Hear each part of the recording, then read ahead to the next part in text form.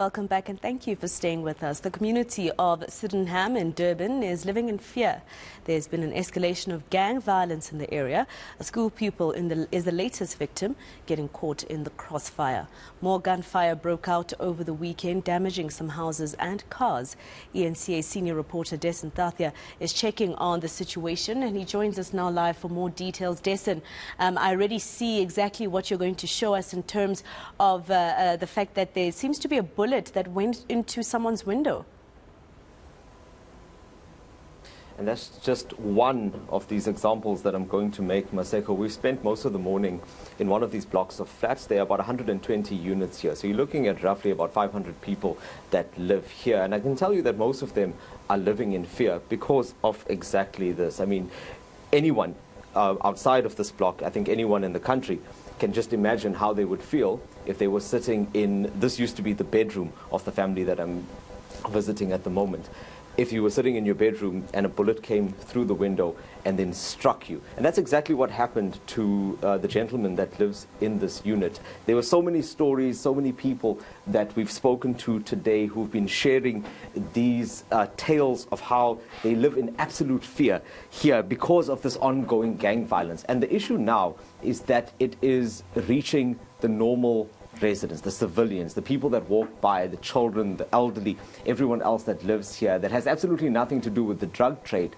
And this is where we find ourselves. It's at a point now where the community is speaking out. They want more action to be taken. They want more to be done to ensure that something happens to put a stop to this. And I want to bring in the two people that live in this unit that were affected by this particular shooting incident. And before I get there, let me show you what it was that came into this flat. This is the remains of that bullet that struck the gentleman that was here. As I said, he was lying on the bed.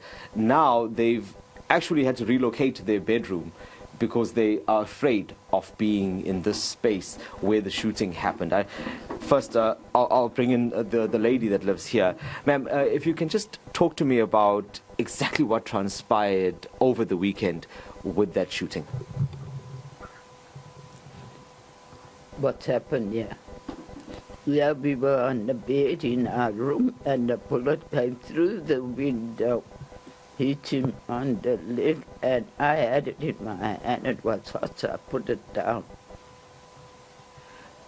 Did you realize what was happening at that point when your husband was hit? No, I never realized. And you, sir, a little while ago, you were telling me that you're not feeling okay. How are you feeling about living here, still being here, after that shooting that took place? I'm not well. I'm not well to stay here because I'm afraid now.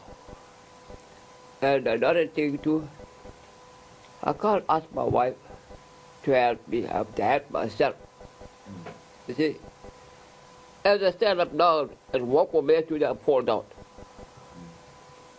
As I say, the bullet came straight through the window. It hit me on my leg, and I felt it was hot. I got out.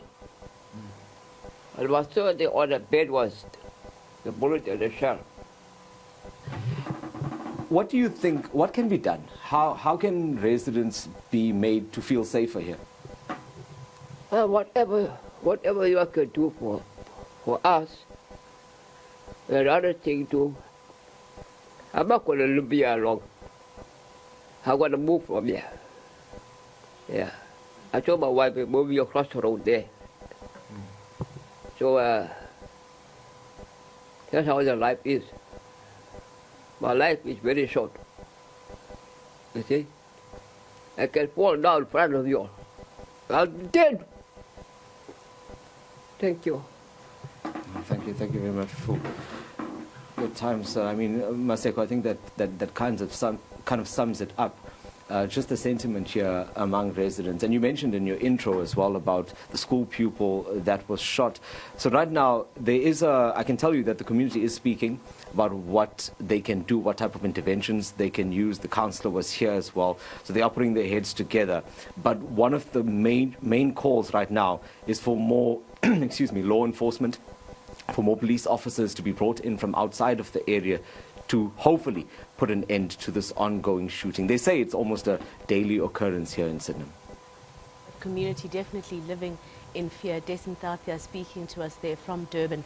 Let's leave it there for now.